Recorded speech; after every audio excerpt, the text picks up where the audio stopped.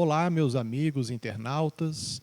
Nós agradecemos a Deus por mais essa oportunidade de estarmos reunidos, tanto a equipe que está aqui conosco presencialmente, encarnados e desencarnados, quanto vocês que nos assistem neste momento, em que nós iremos iniciar o nosso estudo com o tema Somos Espíritos. Nós nos baseamos no livro de Leon Denis, No Invisível, para buscarmos reflexões sobre a questão da nossa condição de espíritos.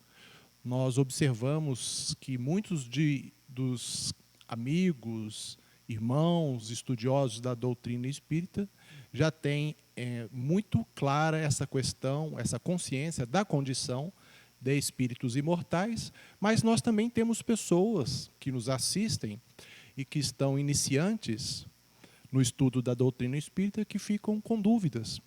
Então, entendemos por bem ser necessária essa reflexão, porque as pessoas às vezes até falam com a gente, porque o meu espírito, e eu entendo que há uma pequena dificuldade na conscientização dessa nossa condição por parte daquelas pessoas que estão iniciantes no estudo mesmo da nossa querida doutrina, com as suas questões basilares, que vem nos falar sobre Deus, vem nos falar sobre o espírito, sobre a imortalidade da alma, a pluralidade das existências, a pluralidade dos mundos habitados, a reencarnação, a desencarnação e tantos outros temas tão importantes para nós entendermos o nosso contexto, quem somos e o mundo no qual estamos inseridos. Não só o mundo físico, mas também é importante compreendamos a interatividade incessante que existe entre encarnados e desencarnados. Por isso, optamos por fazer o estudo com este tema. Somos espíritos, porque não é falar meu espírito ou eu tenho um espírito. De fato, nós somos espíritos e nos manifestamos na atual reencarnação através deste instrumento em que nos tornamos visíveis na matéria mais densa. Por isso é importante, então, a gente desenvolver essa temática e vamos nos basear no livro No Invisível, de Leon Denis. Leon Denis, para aqueles que estão chegando agora à doutrina, ele foi uma pessoa, um espírito que reencarnou na Terra com aquela missão também de auxiliar na codificação da doutrina. Tanto que Allan Kardec, o codificador, se propôs em missão, antes mesmo de sua reencarnação, a trabalhar nessa missão.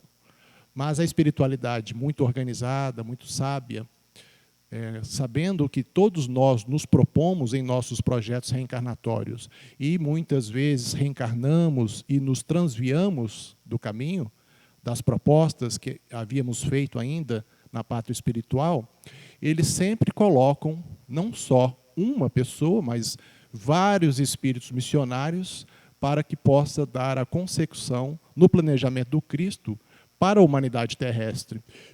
No caso, Allan Kardec se propôs como um espírito superior, um espírito mais elevado, ele veio, passou pela dádiva do esquecimento da sua proposição ainda no plano espiritual, mas calando fundo no seu coração, ele sabia dessa missão, se tornou pedagogo, uma pessoa bastante estudiosa, um mestre em várias áreas do conhecimento humano, poliglota, estudava biologia, botânica e várias áreas do conhecimento humano. Então, ele, em dado momento de sua vida, de uma maneira bastante consciente, ele perguntava para si mesmo, né, o que ele poderia fazer para colaborar. E quando ele se depara, então, com aqueles acontecimentos iniciais lá do século XIX, na Europa, com as mesas girantes e toda aquela movimentação que vinha nos falar acerca da existência do mundo espiritual, quando ele se depara com todas aquelas informações, como um cientista positivista, na época, o positivismo estava com uma linha de atuação em que combatia, de certa forma, em termos de ciência, aquele religiosismo do passado que havia inserido a humanidade no período de séculos de obscurantismo, um período em que houve 1000 anos na Idade Média, em que o conhecimento foi, de certa forma, mantido por uma minoria, e a grande maioria da humanidade naquele período, então, estava na mais repleta, mais ampla ignorância. Então, quando os cientistas do século XIX, na França, eles estudavam o contexto religioso, muitas vezes eles estavam, então, fazendo esse embate entre ciência e religião, porque, no passado, a religião havia coibido muitos cientistas a avançarem no conhecimento, porque muitos que a gente sabe da história, que foram obrigados até a se retratar nos seus postulados, nas suas teorias e hipóteses científicas que haviam formulado. Desta forma, Allan Kardec não foi diferente, ele passou por esse período em que ele ficava sempre buscando respostas. Quando ele se depara com aqueles fenômenos das mesas girantes, de mediunidade, as reuniões mediúnicas que ele participou, e ele, então, logo percebeu que estava diante de uma nova linha, uma nova filosofia espiritualista que seria importante ele aprofundar, e foi isso que ele fez. Ele se aprofundou e se dedicou pelo resto da sua vida na codificação da obra básica, né, dos 5 livros que compõem a obra básica.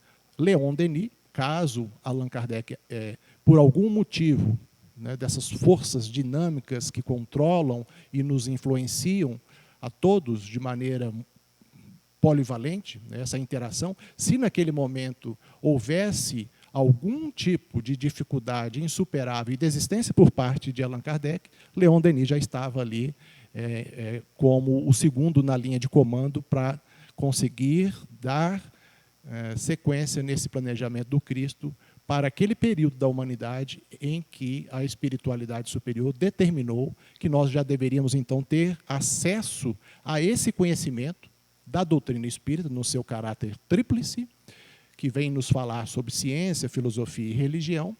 Então, ele já estava escalado para dar consecução a esse planejamento da espiritualidade, Leon Denis. Então, vamos ler algumas frases de Leon Denis no livro No Invisível, e vamos fazer o estudo deste tema a que nos propomos. Somos espíritos. A primeira frase que eu gostaria de mencionar para a nossa reflexão é: o espírito e a sua forma. Em todo homem vive um espírito. Quando Leon Denis nos fala assim, imaginemos 160 anos atrás, a linha de conhecimento que se tinha com a realidade da espiritualidade. Muitos mitos, muito obscurantismo, o conhecimento ainda não era catedrático, como até hoje a gente ainda percebe que, pouco a pouco, os cientistas materialistas estão mudando a sua postura para uma visão pós-materialista, e dentro de algumas décadas, quem sabe até menos, a comunidade científica vai estar tratando a questão da espiritualidade de uma maneira muito mais natural, porque hoje, com a nossa metodologia e todos os estudos que são feitos, a ciência está chegando, a ciência materialista, está chegando a limites de compreensão que não conseguem avançar se não trazerem como uma proposta e uma hipótese viável a teoria da pré-existência e da pós-existência da alma ao corpo físico. Então, a comunidade acadêmica hoje já está bem mais avançada do que naquele período. Mas essa frase dele é daquela época, do século XIX, em que ele fala que em todo homem vive um espírito. Isso é uma afirmativa que é importante a nossa reflexão, porque, de fato, o que é o espírito? O espírito é esse princípio inteligente que foi criado por Deus, nos traz uma noção de passado. Mas Deus, na sua infinita sabedoria e todos os atributos que a humanidade já conseguiu conceber acerca de Deus, ele nunca deixou, eu estou falando ele aqui entre aspas, né? Porque essa causa primeira de todas as coisas que existem no universo, não só neste pequeno planeta do sistema solar, quando a gente fala ele, é porque a gente ainda, na nossa capacidade intelecto-moral ainda reduzida, nós precisamos de nos referir a essa força superior, criadora de tudo, e acabamos nos utilizando deste pronome. Mas o fato é que ele nunca deixa de criar, por toda a eternidade. E aqui também vem uma concepção difícil de nós entendermos, porque nós estamos estudando, no tema de hoje, espírito. Mas para entendermos o espírito, que é criatura, precisamos também reflexionar, né, nossos raciocínios a respeito do Criador, que é Deus.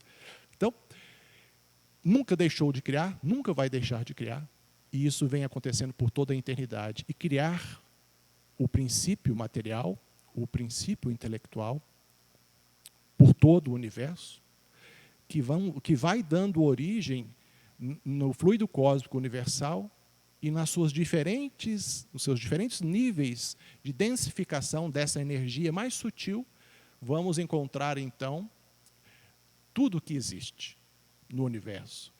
O espírito é esse princípio inteligente que foi estagiando pelo determinismo divino, nessa sua escala evolutiva, passando por diferentes reinos. Lá, quando ainda na fase subatômica, tendo agregado, condensado, se tornado, então, aquele princípio inteligente aliado ao princípio material, se tornando, então, aquele reino mineral no qual, ali já tem, analisando o contexto de hoje, toda essa questão mineral, esse mundo mineral, nós sabemos que já existe ali um princípio inteligente estagiando. E conosco, a trajetória foi essa. Nós ainda nem éramos espíritos, não tínhamos consciência, né? O espírito tem consciência de si mesmo. O princípio inteligente, ele vai sendo sempre apoiado por aqueles que lhe são superiores, para que ele possa fazer a sua trajetória. E assim ocorreu. Do reino mineral, avançou-se o princípio inteligente para o reino vegetal, outros milênios de anos, até que esse princípio possa, então, se aproveitar de todas as condições da natureza para avançar mais um pouco e adentrar ao reino nominal.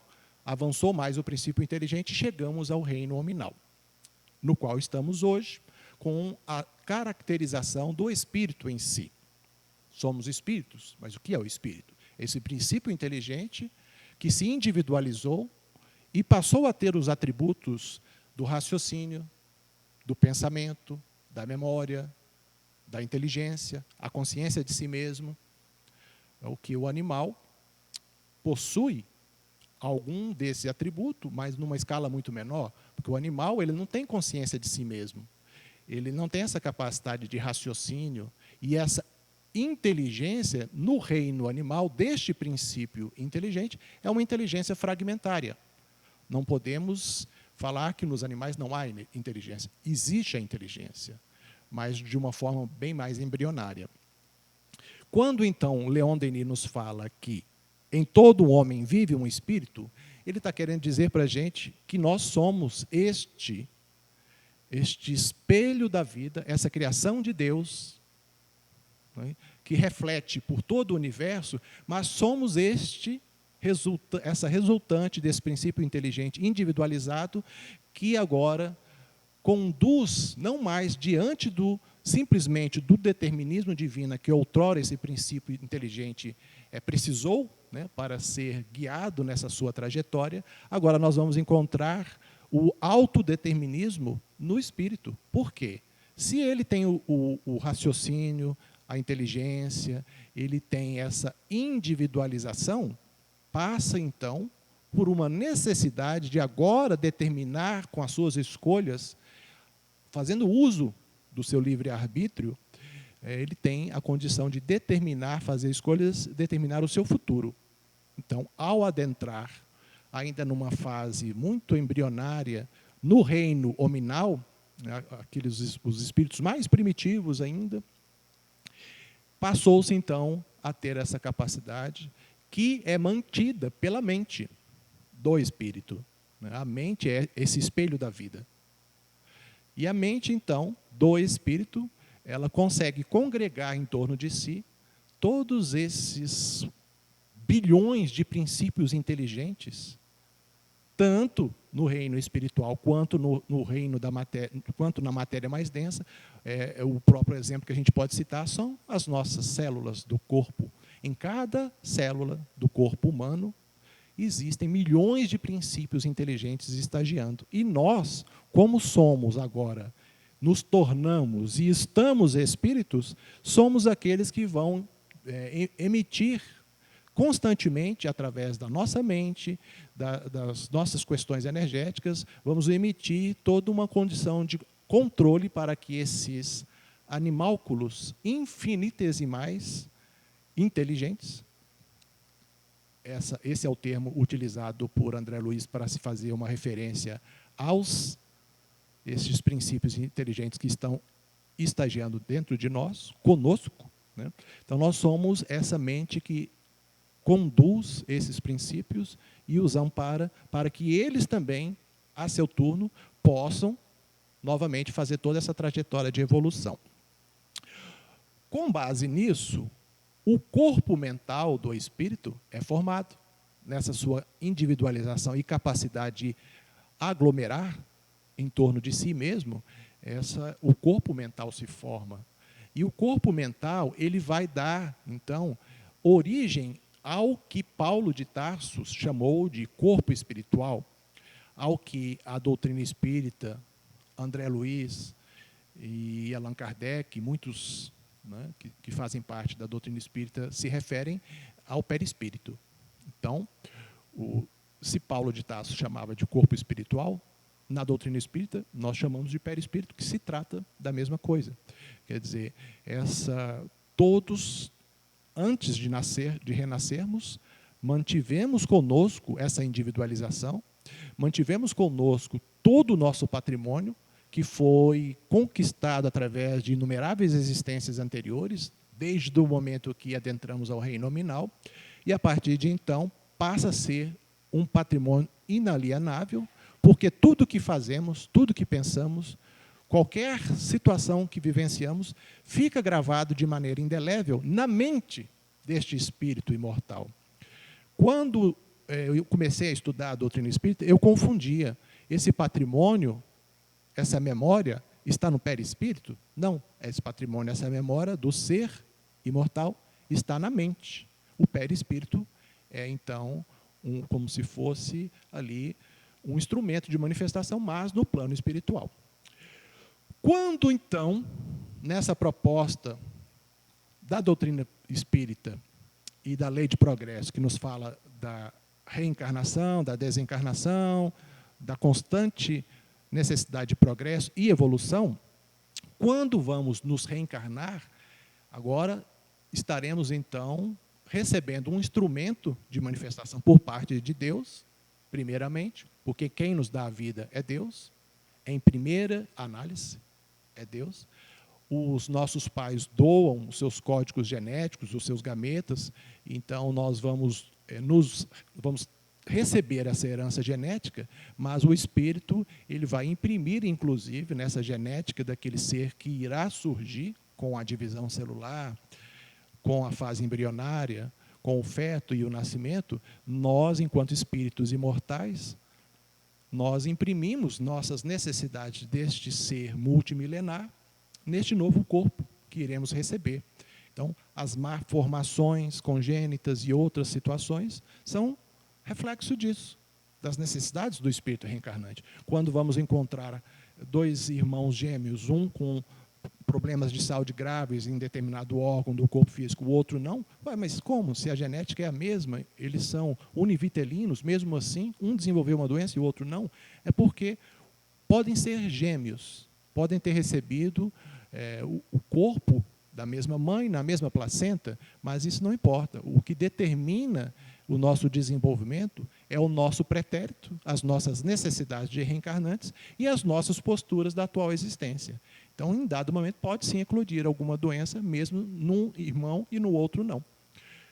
Essa é uma dos ensinamentos importantes que a doutrina nos oferece. Então, ao reencarnarmos, esse corpo vital, esse duplo etéreo, que mais o corpo físico, passam então a ser patrimônio desse espírito, somos todos espíritos, mas na condição, no momento de reencarnados. Daqui a algumas décadas estaremos desencarnando, então o corpo físico, esse duplo etérico, que é o corpo vital, vai se transformar, porque sabemos pela ciência que nada se perde, tudo se transforma, Lavoisier. Então, todos esses minerais, todos os elementos químicos, físicos que compõem o nosso corpo físico vão ser reaproveitados. E a gente volta para a pátria espiritual. Uma outra frase, para a gente entender esse título, o tema de hoje, que é Somos Espíritos, de Leon Denis, é a seguinte: nada verdadeiramente importante se adquire sem trabalho. E é aqui que é a postura de Leon Denis, sempre muito embasado na filosofia espiritualista, da importância da gente adquirir o nosso patrimônio através do trabalho. Agora mesmo nós estávamos conversando aqui, eu e o seu Mário, da importância da gente estar operoso, estar sempre com a cabeça imbuída e envolvida em boas ações, buscando boas práticas, estudar, fazer o bem, trabalhar, porque com essa condição nós estamos então criando as condições mentais para que a gente possa, através do trabalho, se desenvolver. O desenvolvimento ele é resultante de todas as condições que nós somos submetidos, em que é necessário nós nos utilizarmos da inteligência emocional, da inteligência criativa, qualquer forma de capacidade que nós possamos desenvolver, resultante do nosso raciocínio lógico. Então, o trabalho ele é importantíssimo para o desenvolvimento do ser imortal, seja quando, ainda que muito ligados às questões da subsistência da vida, em que nós todos temos que procurar o aprimoramento, nos desenvolver profissionalmente, devemos buscar para nós mesmos a capacitação para a gente poder buscar o sustento diante da vida material, quanto também com relação às coisas espirituais. O trabalho, muitas pessoas almejam, né, com um desejo ardente de parar de trabalhar para se aposentar. E eu tenho refletido sobre isso, nesse isolamento social, nessa pandemia, no trabalho em home office, eu tenho refletido. E quando a gente passa por um período de férias do trabalho, mesmo em home office, mas você fica em casa, então a ociosidade ela é danosa.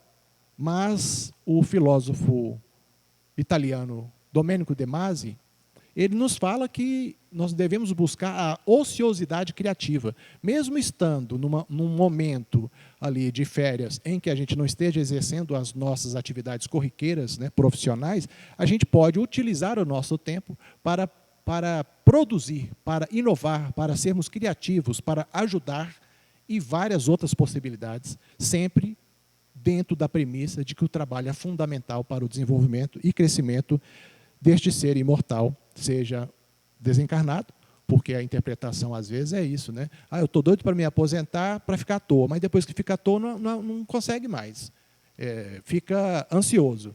E quando se volta para a pátria espiritual, o trabalho também não cessa, só que nós vamos agora trabalhar de uma maneira diferenciada. O trabalho no plano espiritual é sempre em favor do próximo, é em favor de uma coletividade, é sempre participar de missões em que estes grupamentos de espíritos conduzidos por seus mentores retornam para a crosta terrestre para auxiliar aqueles de nós que estamos muito alienados, muito materializados, muito desviados, transviados do caminho que o Cristo nos ensinou. Então, esses grupos são operosos, estão sempre trabalhando, auxiliando a humanidade terrestre reencarnada, porque a humanidade terrestre é composta pelos espíritos desencarnados, muitos vivendo aqui conosco, interagindo na crosta terrestre, muitos vivendo em colônias espirituais que estão situadas a quilômetros da superfície da Terra, mas são cidades espirituais. Então, toda essa humanidade se interage incessantemente, e o trabalho ele é incessante também. Aquele que pretenda ficar na ociosidade no plano espiritual, passará a não ter direito, né, de certa forma, ao bônus hora, direitos diante das leis divinas, de recebermos auxílio para algumas coisas. Eu quero visitar um parente. Mas, para que você tenha essa autorização para deixar uma colônia espiritual e vir visitar um parente, será que você tem dado retorno para aquela comunidade, aquela cidade espiritual na qual você vive, para adquirir o mérito dessa concessão? É um exemplo que está lá em Nosso Lar, o livro de André Luiz, repórter do além, que nos fala sobre a vida no plano espiritual. Então, no universo inteiro, o trabalho é uma necessidade de progresso e evolução espiritual. Seguindo, então, numa outra frase que Leon Denis vem nos trazer no livro No Invisível, a respeito dessa condição nossa de espíritos. A boa mediunidade se forma lentamente, no estudo calmo, silencioso, recolhido, longe dos prazeres mundanos e do tumulto das paixões. Ele está falando aqui, todos nós, se somos espíritos, alguém que ainda tenha dúvida vai acabar chegando a essa conclusão. Mas como somos espíritos, nós, encarnados, temos condição inata, como espíritos, de nos comunicar com outros espíritos desencarnados. E essa comunicação é de mente a mente. Só porque estamos reencarnados e o corpo físico e o cérebro em si, ele traz para a gente algumas limitações sensoriais de capacidade de identificar o plano invisível na matéria mais sutil. O corpo físico oferece essas, vamos dizer, é como se fosse um escafandro que dificulta essa interação de maneira mais ativa, mas como somos espíritos, ao chegar todas as noites, no momento do descanso, do sono, do desdobramento do corpo físico e da emancipação parcial, nós estamos interagindo com eles. Então, observem, enquanto em vigília, encarnados, nós nos comunicamos constantemente, estamos todos mergulhados num mar de pensamentos e interagimos uns com os outros pela mente. O médium ostensivo, óbvio que ele tem a capacidade extrasensorial que lhe permite fazer essa interação no dia a dia. Mesmo que ele não queira, essa é até interessante, uma condição, a mediunidade, a pessoa pode falar assim, eu não quero, não aceito que eu sou e não quero exercer, mas é uma predisposição orgânica que vem de uma determinação de um projeto reencarnatório que quando você, então, nasce, e todas aquelas questões que a gente havia falado de você desenvolver nas células do corpo as condições necessárias e as necessidades de algum momento da vida da pessoa, esse eclodir, essa capacidade mediúnica mais ostensiva, vai acontecer. Então, mesmo que a pessoa não queira, ela pode tentar bloquear, mas ela vai estar constantemente interagindo com o plano espiritual naquela capacidade que ela precisa, seja audiência, clarividência, seja qual for, né, a mediunidade que a pessoa deverá desenvolver. Então, fala que para a gente fazer então, essa boa mediunidade de forma lentamente, no estudo, na reflexão da nossa condição enquanto espíritos, né, de uma maneira recolhida, silenciosa, para que a gente faça as nossas reflexões. Não adianta a gente pegar todas essas obras espíritas, estudarmos, se a gente não fazer essa reflexão, se nós não avançarmos na compreensão e na conscientização da nossa condição espiritual. Né? E para isso, às vezes a gente tem que se afastar, que está falando aqui, longe dos prazeres mundanos e tumulto das paixões. Porque esses prazeres, né, mundanos e essas paixões, elas estão ligadas às questões materiais. Se a gente precisa desenvolver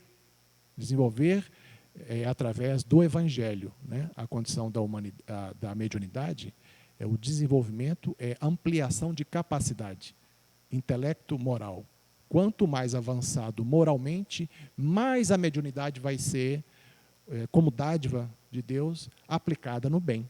Então, é isso que a gente precisa, no estudo, na preparação para desenvolver a mediunidade, essa busca pela conscientização do nosso papel, e que isso essa oportunidade é como se fosse uma missão. E missão dada a gente tem que procurar cumprir. Por quê?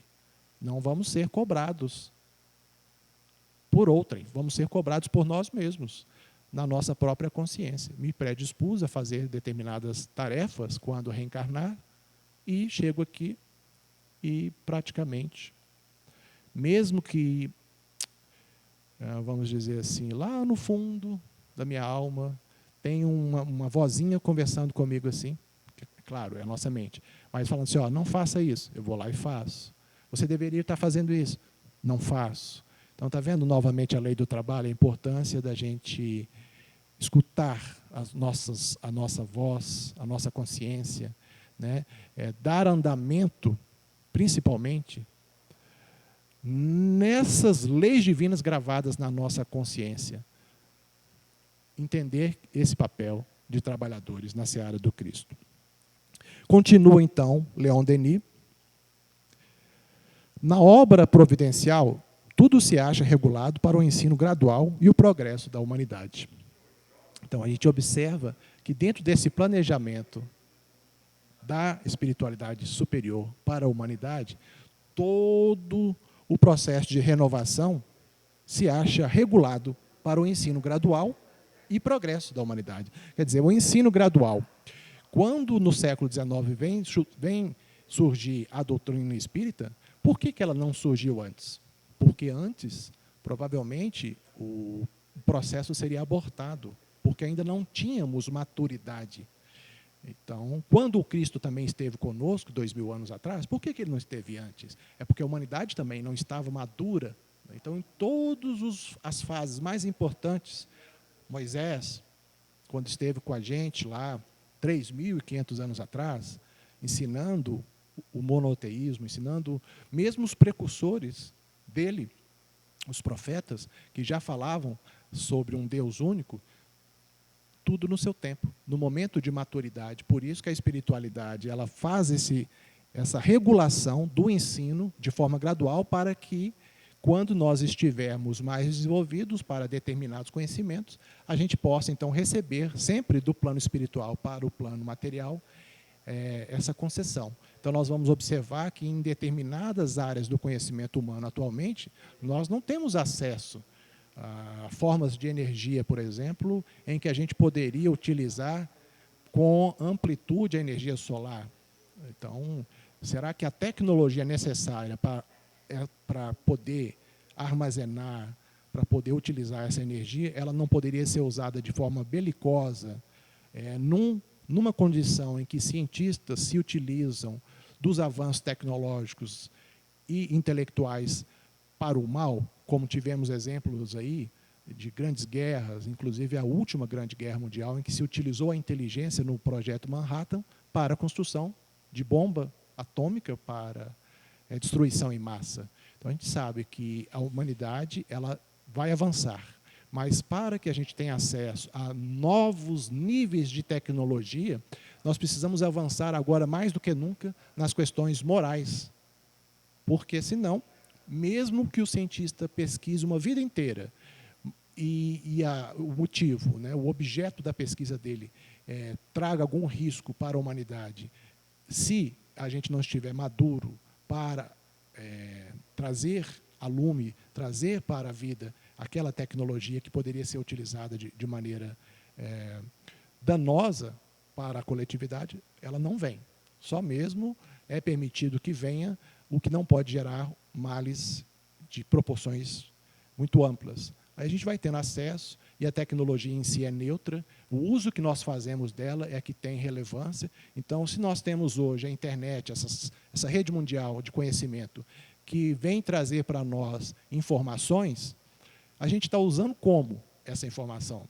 A gente está usando de forma superficial, lendo apenas manchetes e não se aprofundando nas questões importantes para o espírito, ou a gente está realmente tendo acesso a conhecimento e aprofundando, está vendo? Então depende do uso que nós fazemos. Se temos veículos cada vez mais velozes, mas nós temos limites de segurança, será que nós estamos obedecendo? Então a tecnologia, conforme a gente havia comentado, ela é neutra. E é necessária que haja o avanço tecnológico, porque senão nós estaríamos ainda, não teríamos atingido o nível de civilização que atingimos hoje, que nos permitirá galgar, né, outros estágios, quando a gente vai encontrar todo esse conhecimento, esse manancial da ciência humana, aliado às questões espirituais. Então, por isso que a aliança, hoje, né, da religião com a ciência, outrora havia ali,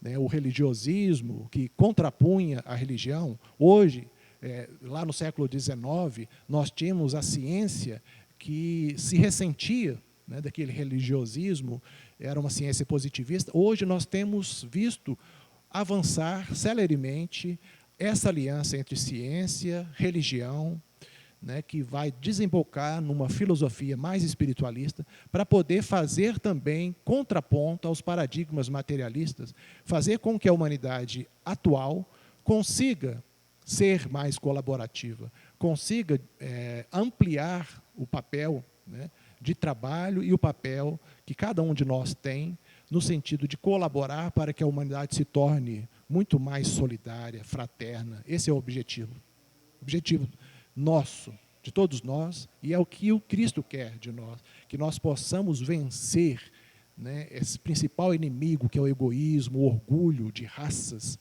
etnias, povos, que a gente possa trabalhar colaborativamente, seja no desenvolvimento de vacinas, seja no desenvolvimento de energias renováveis. Tudo deve ser buscado para amparo, né, naquele sentido de ampliar a visão de fraternidade, a visão não mais de parentesco consanguíneo, mas agora de uma irmandade universal. O que a espiritualidade superior, né, como preposta do Cristo, quer, deseja de nós, é que nós possamos fazer esse movimento de reflexão dessa condição de espíritos. Se somos espíritos, somos herdeiros de nós mesmos. Como somos esses espíritos, o que nós estamos projetando para o nosso futuro daqui 50 anos, 100 anos, 200 anos, não importa. Porque seremos melhores, mais felizes, se nessa postura de mudança de paradigmas, deixando o homem velho para trás e agora se propondo a sermos homens renovados, se a gente trabalhar ativamente nessa seara do Cristo, no bem, para que possamos nos auxiliar, para que dentro de algum tempo na humanidade, vamos ser sempre otimistas, a médio e longo prazo, nós não teremos mais fome, nós não teremos mais cadeias repletas, porque estaremos investindo na educação, né, na instrução, estaremos com essa visão mais ampliada de irmandade e vamos colaborar ativamente, com a nossa vontade, sempre presente, de termos uma humanidade melhor. Então, a gente gostaria de agradecer a Deus, primeiramente, pela oportunidade que temos de estarmos aqui mais uma vez, reencarnados, agradecer à espiritualidade amiga, a Jesus, por nos amparar, por nos inspirar bons pensamentos, por nos auxiliar constantemente. Às vezes ficam tristes conosco, porque a gente se transvia, continua se transviando, numa condição ainda de espíritos muito imperfeitos, mas eles não desistem da gente, estão sempre nos inspirando bons pensamentos, e a gente sempre com essa necessidade de estarmos acordando, fazendo um exame, uma autoanálise. Opa, eu fiz aquilo, não está certo, vou me desculpar e não vou errar mais. É isso que a gente tem que fazer, sempre procurar melhorar. Não abaixar a cabeça, porque seria um empecilho que criaríamos para nós mesmos, porque a gente, ao invés de pular as pedras abaixo da nossa cabeça, nós vamos começar a tropeçar e cair no chão novamente, né? E ficar na inércia novamente. Então, a gente tem que levantar a cabeça, reconhecer que muito erramos, mas que agora temos todas as possibilidades para este processo de renovação íntima. Então, agradecemos a Deus por tudo, esperamos ter contribuído de alguma forma para essa reflexão do tema Somos Espíritos. Um abraço fraterno em todos, fiquem com Deus.